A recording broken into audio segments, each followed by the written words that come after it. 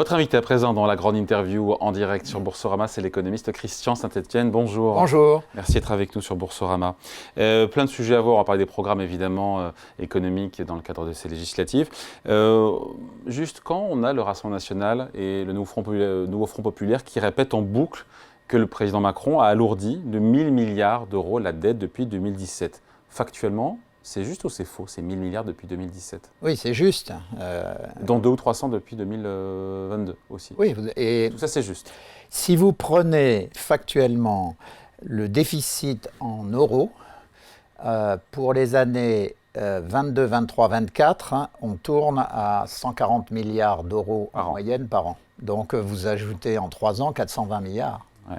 Argent qu'on doit... 22, 23, 24, c'est-à-dire hors crise de 20, 21. Ouais, 150 milliards d'euros tous les ans. Il faut rappeler que c'est l'argent qu'on va chercher sur les marchés financiers. On demande aux investisseurs français, institutionnels, étrangers, donc la moitié de vient prêter de l'argent. Et il faut également refinancer les tombées de dette. Donc on cherche 250 milliards par an. Voire même 280.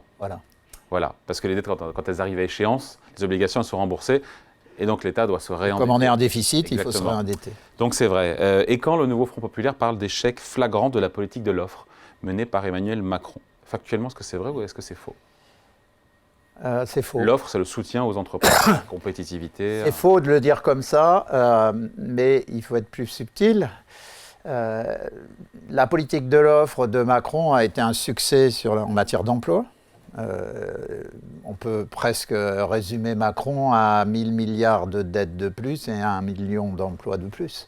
Ça fait cher l'emploi, diront certains. Ça fait très cher l'emploi. Ça fait 1 million l'emploi. Oui, 1 000 milliards, oui, ça fait... c'est très très cher. Et donc, comment on peut dire que c'est un succès alors que ça coûte... Non, mais on avait besoin de créer des emplois, c'est le premier point.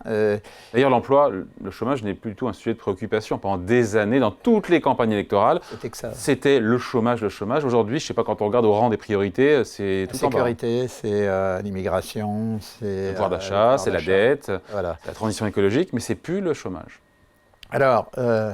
donc il a créé des emplois, même si ça a coûté très cher. Enfin, les 1 000 milliards n'ont pas servi à créer des millions d'emplois, bien sûr. C'est vrai que c'est un peu rapide. Les 1 000 milliards, on peut quand même dire que la crise a coûté 400 milliards. Donc il y a 600 milliards de plus hors crise. Voilà. Ce qui est cohérent avec ce qu'on disait sur le niveau du déficit. C'est ce qu'ont fait les autres pays européens. On a toujours dit la France Alors, en a fait justement, plus, on a fait moins. Clé.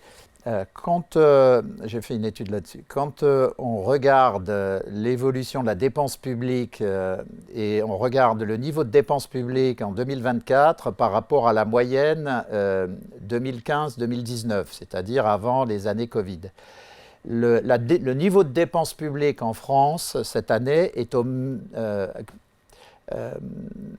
pratiquement au même niveau qu'avant crise. Et simplement, ce qui se passe, c'est que lorsqu'on se retrouve en 2019, nous avons un déficit public qui a 3 points de PIB, donc avant crise, quand l'Allemagne est en excédent de plus d'1 point de PIB. Ouais. Donc, la situation ce qui fait 4 points d'écart. Voilà. Donc, la situation ne se dégrade pas et même on augmente moins la dépense publique que la moyenne du reste de la zone euro. 4 points d'écart. Aujourd'hui, on est à 5,5. Ils sont à combien les Allemands? Alors, les Allemands sont autour de 1,5-2. Surtout, la moyenne de la zone euro hors France est à 2,5. Donc, on est au double de la moyenne. Ouais. Donc, en fait... En termes de déficit public. Voilà. Donc, c'est en réalité les mesures prises en 22, 23, 24 qui nous plombent. Les comptes publics. Voilà, qui plombent les comptes publics. Donc, il y a eu de la part de ce président, mais de toute façon, vous l'avez vu, à chaque fois qu'il prend la parole, il s'est calmé depuis la dissolution, mais dans les 3 dernières années, c'était 100 millions ici, 1 milliard là. Donc, il a lâché beaucoup d'argent. C'était le quoi qu'il en coûte. En fait, mentalement, il n'est jamais sorti du quoi qu'il en coûte. Donc, néanmoins, sur la politique de l'offre, je termine. Donc, la création d'emplois, c'est quand même clé, puisque la création d'emplois, c'est aussi des revenus dans les familles, c'est une qualité de vie dans les familles où on a créé des emplois, on respire mieux. Donc, c'est pas seulement un aspect économique, mais il y a un aspect social. L'autre aspect, c'est quand même la politique sur les startups. Donc, il y a eu une relance significative et une orientation de l'investissement en faveur des startups. Le grand échec pour moi, c'est qu'il n'a pas compris l'importance des grosses PME et des ETI, ça ne l'intéresse pas. Il y a eu quelques mesurettes dans cette direction, mais le cœur de l'économie, c'est les PME et les ETI. Emmanuel Macron n'a rien fait pour... Très peu. Si, il y a eu les baisses d'impôts de production, les baisses de l'impôt sur les sociétés... Oui, mais la baisse de l'impôt de production est limitée. Aujourd'hui, les impôts de production en France, ces clés sont à 4 points de PIB après baisse, alors qu'en Allemagne et en Suisse, ils sont à 1 point. Donc, c'est colossal. Ouais. Et l'autre aspect, c'est que, oui, on a baissé le taux d'IS à 25%, mais si vous vouliez... Impôt sur les sociétés, yes. Si vous vouliez faire une mesure réellement favorable aux grosses PME et aux ETI, il faudrait avoir 2 tranches d'impôt sur les sociétés. Bon, au-delà, ou 3 tranches si on inclut Vous mettez de la progressivité sur l'impôt sur les sociétés. Voilà, c'est-à-dire, oui, mais je garde le 25% comme un maximum. Ah oui, d'accord, c'est par le bas. Progressivité par le bas. Je ne suis pas LFI. Et donc, moi, je mettrais, si j'avais le pouvoir, je mettrais 15% d'IS de 0 à 100 000 euros pour aider les TPE. Bénéfices. Ouais. Impôt sur les bénéfices. Bon, il y a déjà un taux réduit aujourd'hui. Hein. Voilà, mais il va jusqu'à 40 000, je le mets à 100 000. Ensuite, c'est ça l'innovation clé, je mets un impôt à 18% de 100 000 euros à 100 millions d'euros sur les bénéfices. C'est une vraie baisse. Et vous le financez comment tout ça ? Je pense que ça s'autofinance assez vite, parce que quand on a déjà eu la baisse de l'IS, on a déjà des expériences quand on est passé de 33 à 25, on a eu des augmentations très fortes des recettes, parce que la base augmente. Eh oui, le taux baisse, mais la base augmente. Il faut savoir, j'espère qu'il n'y a pas de comptable qui nous écoute, mais la comptabilité est un art. C'est pas une science absolue, totalement rigide. Donc, quand les taux baissent, la base augmente et ça permet d'avoir des recettes et ça attire, en termes de compétitivité, les entreprises sur le territoire national. Christian Saint-Etienne, puisqu'on parle du déficit public, Jordan Bardella promet de ramener le pays à la raison budgétaire. À la fin de la déraison budgétaire, a-t-il parlé. Mais il n'y a aucun cadrage économique de son projet. Il y a la baisse de la TVA, on l'a compris, elle est compliquée. Il y a l'Europe, il y a son financement, 7 milliards d'euros, 10 milliards d'euros.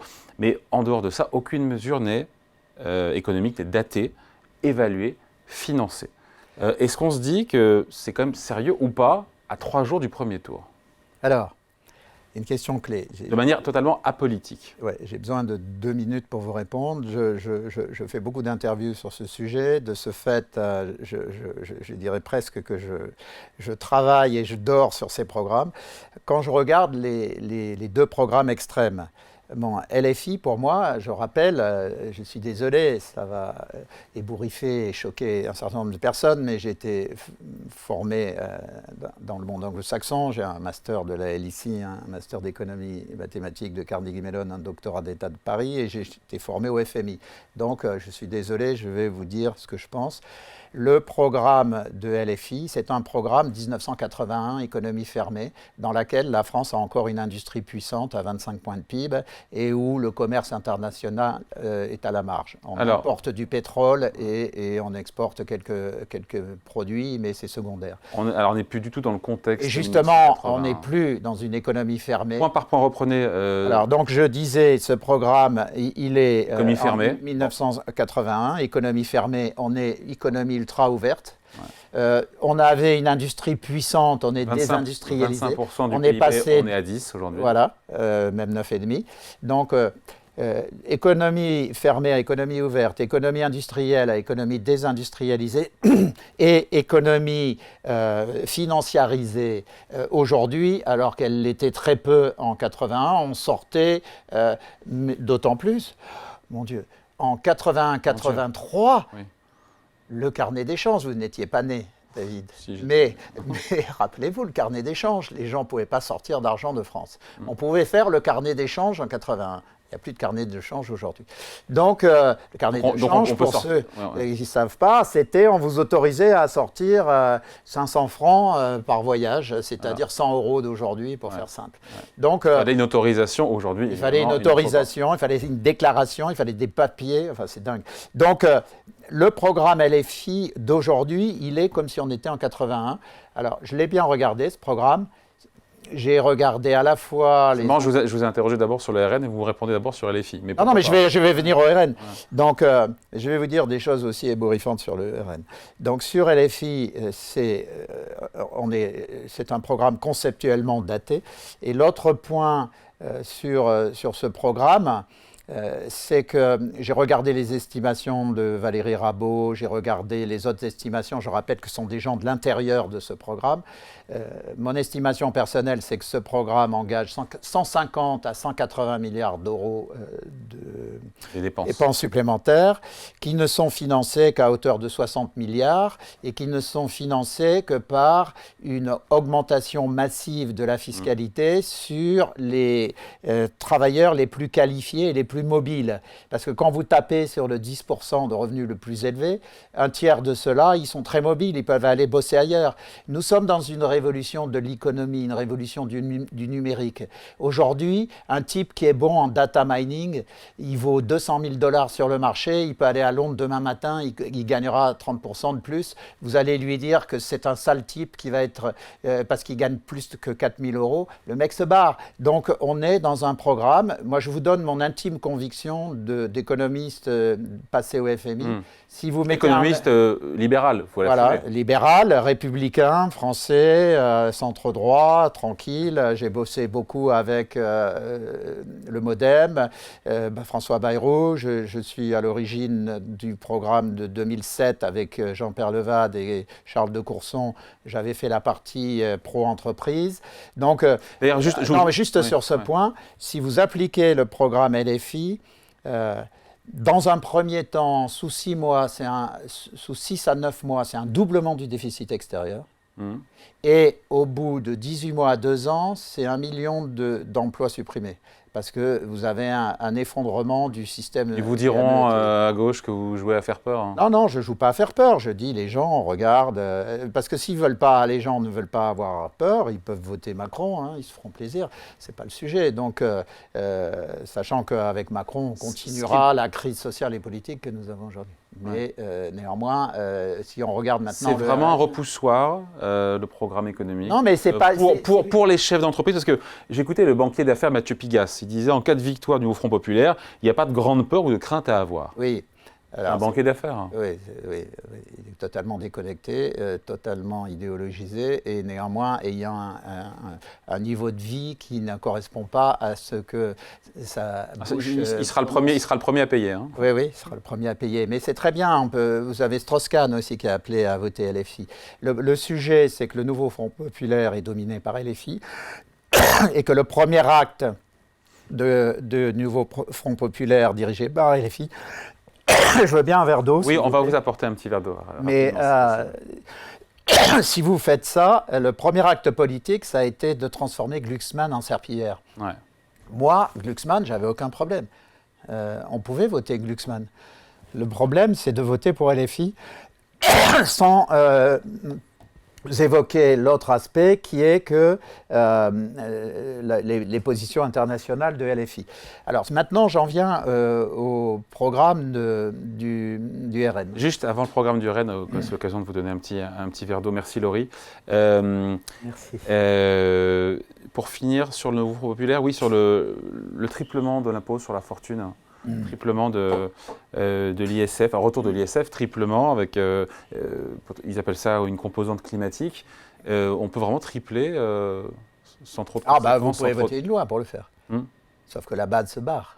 C'est l'inverse de ce qu'on disait tout à l'heure. Une recette, c'est un taux appliqué à une base. Si vous cassez la base, vous êtes mort, c'est tout. Donc, je reviens sur je continue sur votre demande. Il faut avoir une cartographie de la classe de la population française. En décile de revenus, les 4 déciles inférieurs, c'est ce qu'on peut appeler les classes populaires. Vous avez 5 déciles. Il faut rappeler le décile, c'est quand on découpe les revenus en 10%. Parties de 10%. Voilà. Vous avez 5 déciles de classe moyenne et 1 décile de classe supérieure moins 0,1%. Donc là, vous avez 90% plus 9,9%. Elle m'avait perdu là. Non, vous avez 99%. Les classes populaires moyennes et moyennes supérieures, c'est 99,1%. Et vous avez 0,1%, c'est-à-dire le top 1 pour 1000, qui sont les classes dirigeantes, les chefs d'entreprise, les financiers type Pigas, ainsi de suite. Quand vous prenez le 1 pour 1000, c'est ceux qui sont les plus mobiles. Ils ont déjà préparé leur ils partiront, c'est grave s'ils partent? Oui, je pense que c'est grave parce que on les décrit comme riches, mais parmi eux, il y a beaucoup d'entrepreneurs. Si vous les faites partir, vous allez perdre ces compétences. Moi, j'avais compris quelque chose sur l'ancien impôt sur le revenu de la fortune, là, quand sous Mitterrand, dans les années 80. Ça s'appelait l'IGF, l'impôt sur les grandes fortunes. Donc sur les grandes fortunes. Et à l'époque, je faisais des conférences en Suisse et en Belgique, et les types étaient tétanisés sur l'IGF. Je disais, mais qu'est-ce qui se passe? Ils me demandaient, mais vous allez le garder longtemps? J'ai demandé pourquoi, parce qu'ils nous disaient, pour nous, ça a été un apport de richesse phénoménal. En Belgique, à Londres et en Suisse, ils étaient infiniment heureux de l'IGF parce que ça leur a apporté, on estime, 40 000 chefs d'entreprise et 300 milliards d'euros de capitaux qui sont partis entre l'IGF et l'ISF. Alors si on vient au RN... Le RN, encore une fois, pas de cadrage global économique du projet, la mesure phare, la baisse de la TVA, aucune autre mesure, je disais, il n'y a pas d'évaluation, il n'y a pas de financement, c'est daté de manière un petit peu floue. La question, je la repose, est-ce que c'est sérieux? Est-ce que ça n'est pas un peu flou à 3 jours du premier tour? Alors juste, je redonne une insiste parce que je ne veux pas être incompris. Un programme économique de gauche fait par Glucksmann et Delga,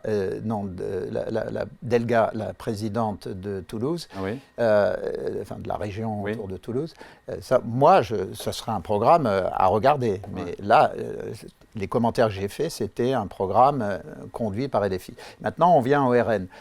Alors, ce qui est très important, ce qui est clé, ce que j'ai mis plusieurs jours à comprendre, c'est que le programme LFI NUPES 2, parce que je ne veux pas l'appeler Nouveau Front Populaire, parce que je pense que Léon Blum se retourne dans sa tombe quand on appelle ça Nouveau Front Populaire, avec des gens qui ont approuvé le Hamas. Donc je préfère appeler ça NUPES 2. Et donc la NUPES 2, elle a une vision très idéologique des choses, j'observe. Le RN n'a aucune vision idéologique et je pense qu'ils n'ont pas de vision claire sur le fonctionnement de l'économie. Et je pense que, j'ai écouté votre interview précédente de Mathieu Plane, les remarques, je suis d'accord avec les remarques qu'il a faites. Je pense que les mesures associées aux questions que vous lui posiez, pour le RN, ce sont des dragées, vous savez, comme dans les mariages, qu'on distribue à la suite aux enfants. Mais, les enfants, c'est nous. Voilà. Mais il n'y a aucune vision idéologique.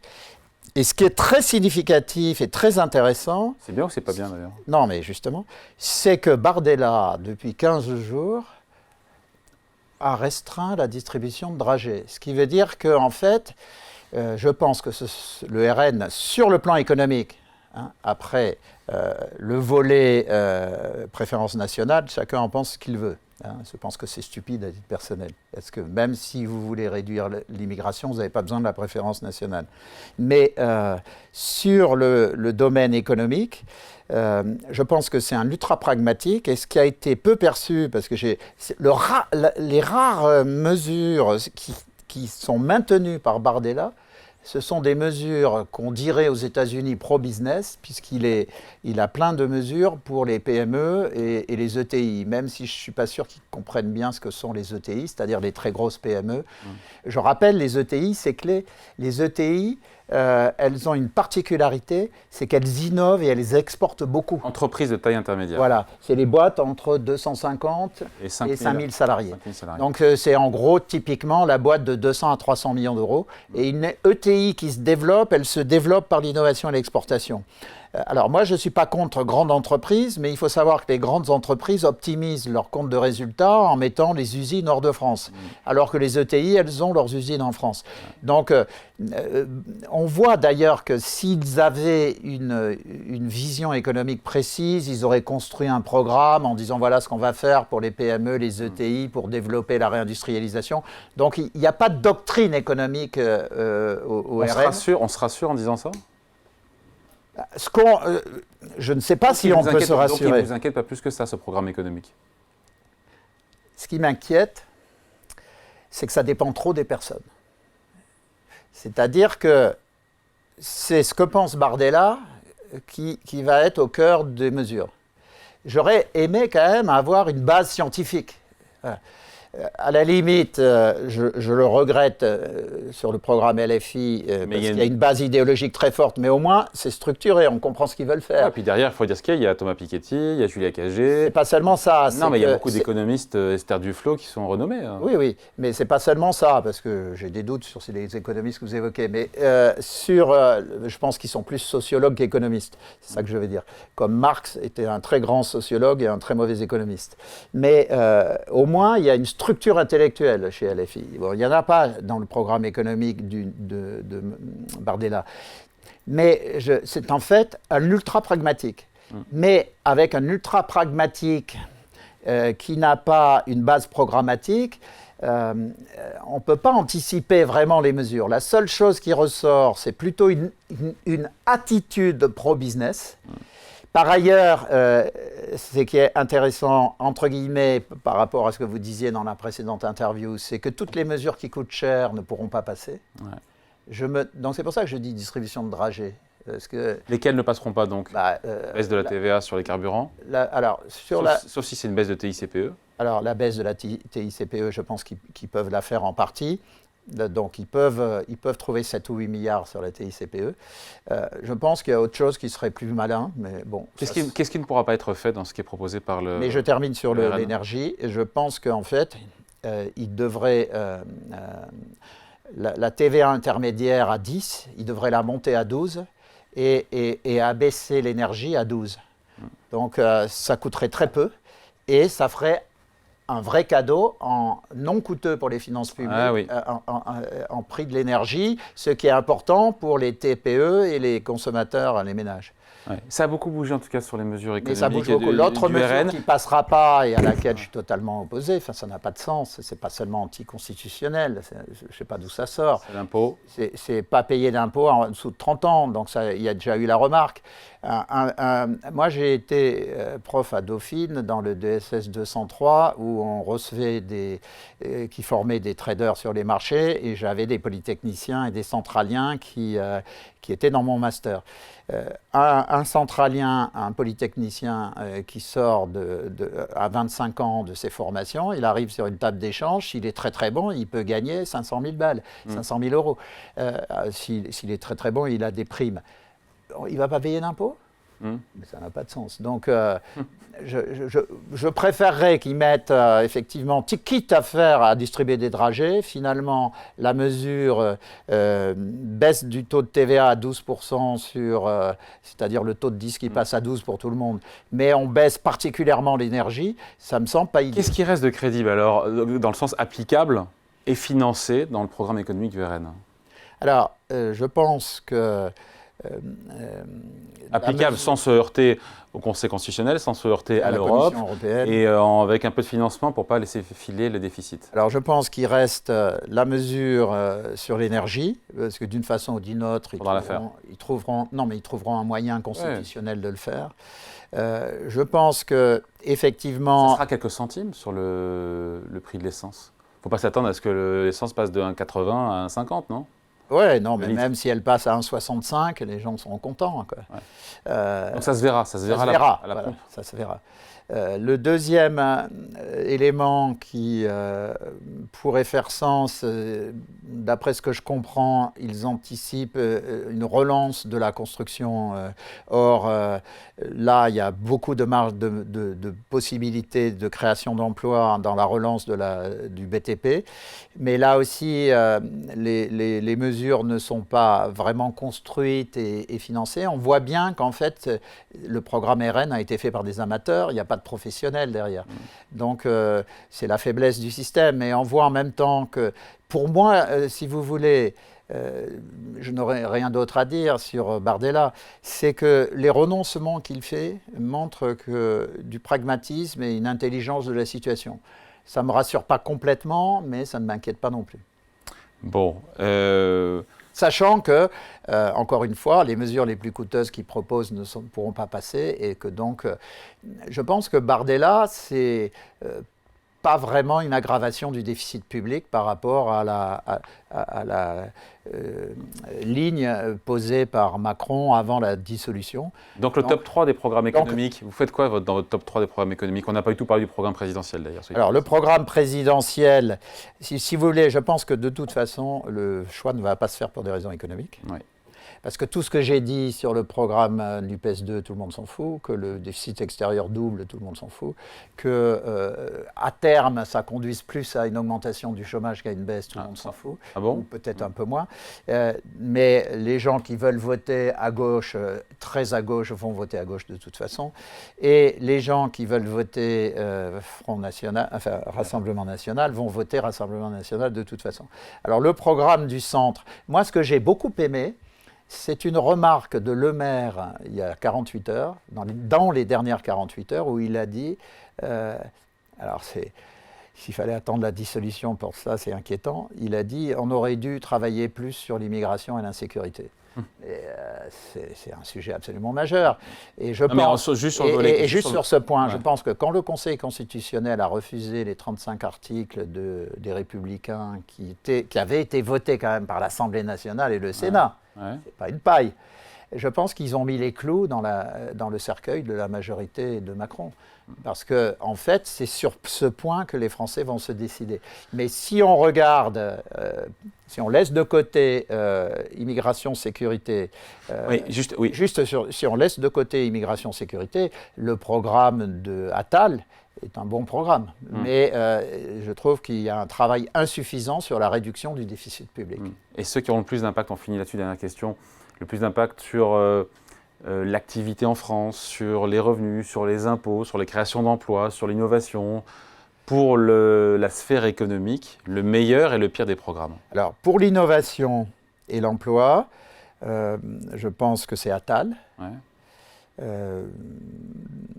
De façon marginale mais significative. Sur les équilibres de finances publiques, s'il continue avec son pragmatisme, Bardella n'est pas pire qu'Attal.